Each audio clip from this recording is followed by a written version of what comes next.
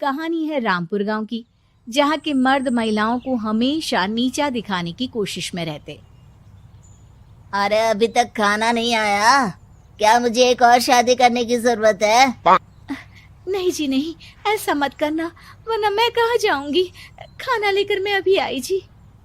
गांव की पंचायत में भी फैसले हमेशा औरतों के खिलाफ ही रहते। मैं जो फैसला सुनाता हूँ वो भगवान की आज्ञा होती है।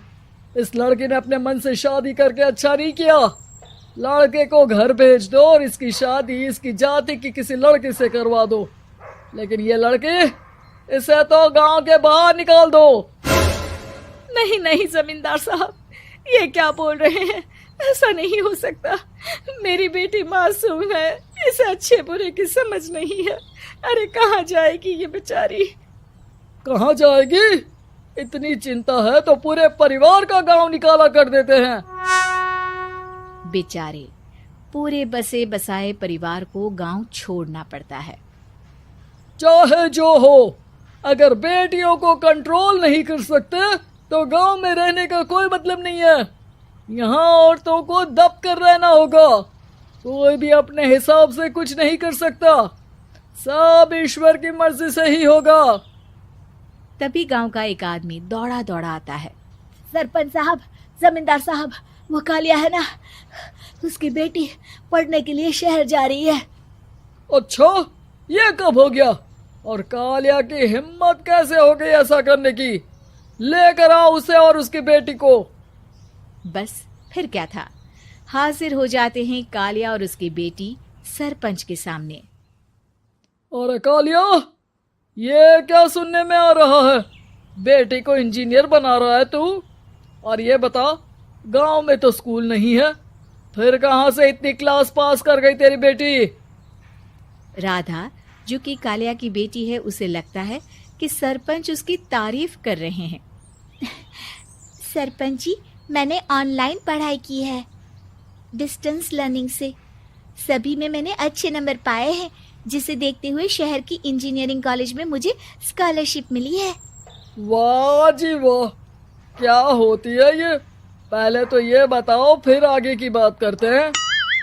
पूरा गांव राधा की बात सुन रहा था और राधा बोलती जा रही थी। तो ऐसे मैं फ्री में एक अच्छी शिक्षा लेकर गांव में जो कुछ परेशानियां हैं, जैसे बिजली, पानी और इंटरनेट जैसी समस्याओं के लिए काम करूंगी। मैं गांव को शहर से जोड़ने के लिए पुल का निर्माण करवाने का प्रस्ताव रखूंगी। मुझे पूरी उम्मीद है कि जल्द ही हमारा गांव भी तरक्की की राह पर चल पड़ेगा। राधा की बात सुनकर सारे गांव वाले ताली बजाने लगते हैं। सरपंच को समझ नहीं आता कि वो क्या करे। चुप रह नादान लड़की, गांव के खिलाफ जाने के लिए तुझे गांव से बेदखल कर दिया जाएगा, वो भी पूरे परिवार के साथ। और हाँ, अगर ठीक से गांव में रहना चाहती है तो ये पढ़ाई लिखाई छोड़ दे। हम तेरे लिए गांव का कोई होनहार लड़का देखेंगे। तभी गांव का एक आदमी बोल पड़ता है।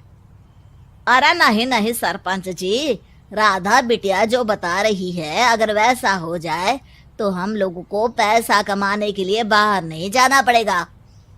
हाँ जी, और ना ही कोसों दूर पानी के लिए भटकना पड़ेगा। हमारे बच्चे भी अच्छी पढ़ाई कर सकेंगे और आगे बढ़ेंगे, ना कि हमारी तरह खेती करते बैठेंगे। क्यों गांव वालों, राधा बिटिया का साथ देना चाहिए ना। सरपंच देखता है कि गांव राधा के साथ है तो वो चुप हो जाता है। वो घर आकर अपने सलाहकार से बात करता है, जो बहुत ही चालाक किस्म का इंसान होता है। अरे सरपंच साहब, आपको बहुत ही होशियारी से काम लेना पड़ेगा। एक बार गांव तरक्की कर गया, यहाँ के बालक पढ़ लिए तो कोई ना पूछेगा आपको। और फिर ये जो बेटा और बेटी है ना आपके, इनको भी आम लोगों की तरह ही जीवन जीना होगा। हाँ, लेकिन करे तो क्या करे?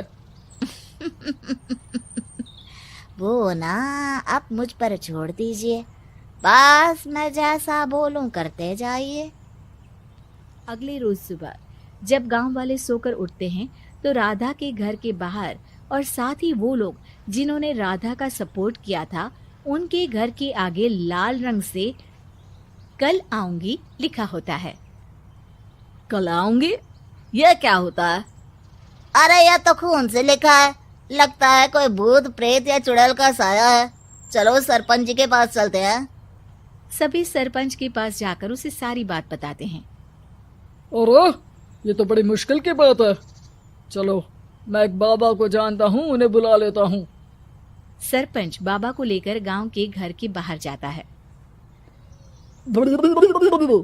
ओहो, तो ये वो चुड़ैल है जो उन लोगों को निशाना बनाते हैं जो गांव को बदलने का सपना देखते हैं। वो गांव को ऐसे ही संपन्न देखना चाहती है, वो नहीं चाहती कि कोई बाहरी यहाँ का कायाकल्प करे। क्या तुम लोगों में से किसी ने गांव को बदलने की सोच रखी है? तभी राधा की माँ रोते रोते आती है। मेरी राधा घर से गायब हो गई है। अरे कोई तो बचाओ, मेरी बच्ची कहाँ गई?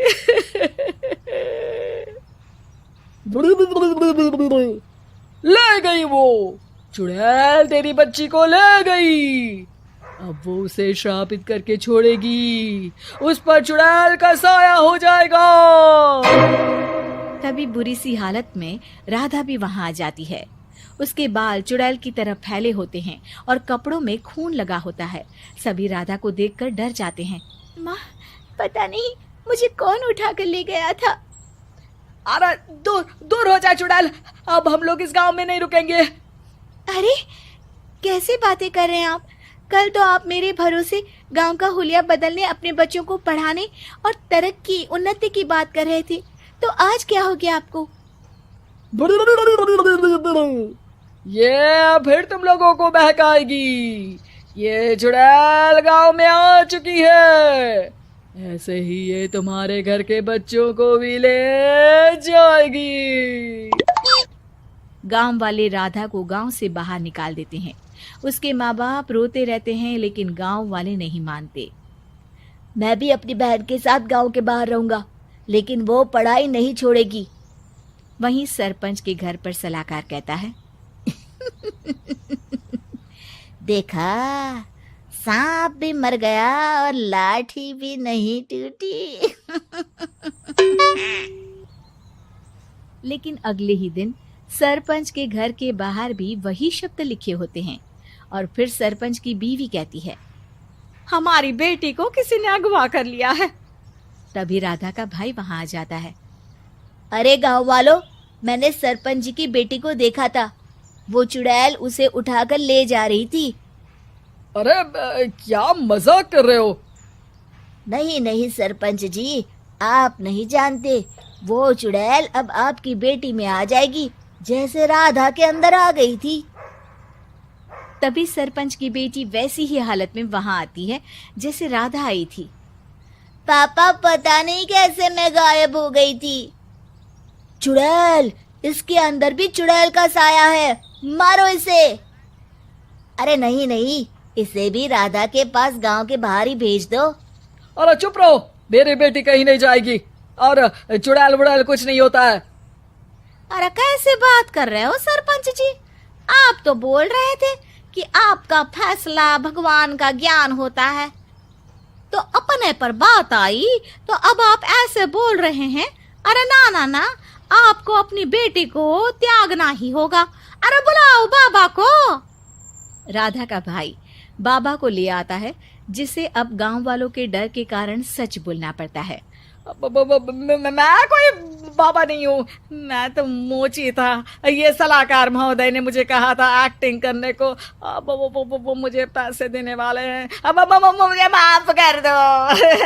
गलती हो गई, मुझे माफ कर दो। तभी वहां राधा आ जाती है। देखा सरपंच जी, जब गांव के बच्चे साक्षर होंगे तो आप जैसे लोगों की चालाकी नहीं चलेगी।